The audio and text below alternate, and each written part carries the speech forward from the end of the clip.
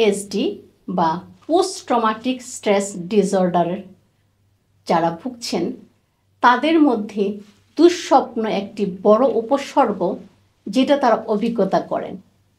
রাতে ঘুমোতে গেলে দুঃস্বপ্ন দেখার ফলে তাদের মধ্যে প্রচণ্ড ঘাম হয়, ভয় হয়, আতঙ্ক হয় এবং যখন দুঃস্বপ্ন দেখে তখন তার মধ্যে মনে হয় যে তিনি পুনরায় সেই ট্রমাটিক অভিজ্ঞতাটা করছেন। তাহলে এই ধরনের দুঃস্বপ্ন থেকে পরিত্রাণের উপায় কী? আমরা আজ দুটি বিষয় নিয়ে কথা বলবো। একটি হচ্ছে ড্রিম রিহার্সাল, অর্থাৎ স্বপ্ন যখন দেখে কিভাবে সেটা মোকাবিলা করবে, এবং ড্রিম রিস্ট্রাকচারিং, দুঃস্বপ্নটা কিভাবে পজিটিভলি তারা তৈরি করবে বা ব্যাখ্যা করবে। ড্রিম রিহার্সাল হচ্ছে সেটাই যখন স্বপ্ন দেখার পর আপনি ভয় পান এবং ভয়ে সজাগ হয়ে যান।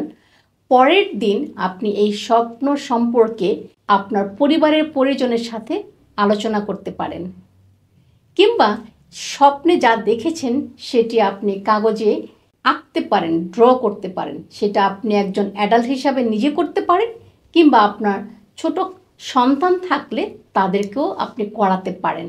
যখন ড্রয়িং করবে বিভিন্ন কালার ব্যবহার করতে বলবেন এবং এই ড্রয়িং সম্পর্কে আপনার সাথে কথা বলতে বলবেন, বা আপনি যদি নিজে ড্রয়িং করেন অন্য কারোর সাথে এই ড্রয়িং সম্পর্কে আলোচনা করবেন।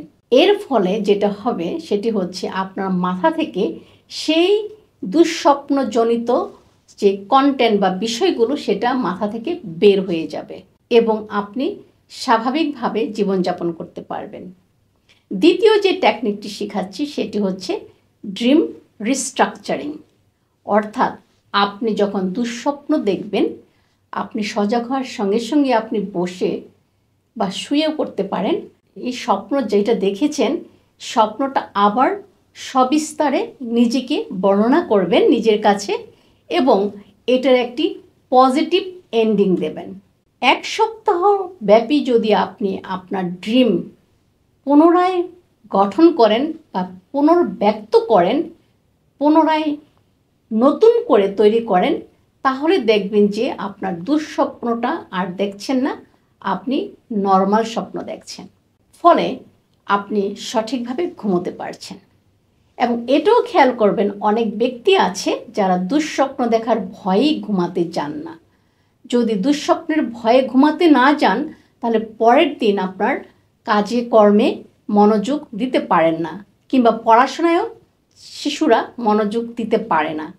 তাই এই দুঃস্বপ্নজনিত সমস্যা থেকে উত্তরণের জন্য আপনারা ড্রিম রিহার্সাল এবং ড্রিম রিস্ট্রাকচার এই দুটি টেকনিক ব্যবহার করে উপকৃত হবেন। আমাদের এই ভিডিওটি যদি ভালো লাগে তাহলে লাইক, কমেন্ট, শেয়ার করে আমাদের সাথে থাকুন। ধন্যবাদ।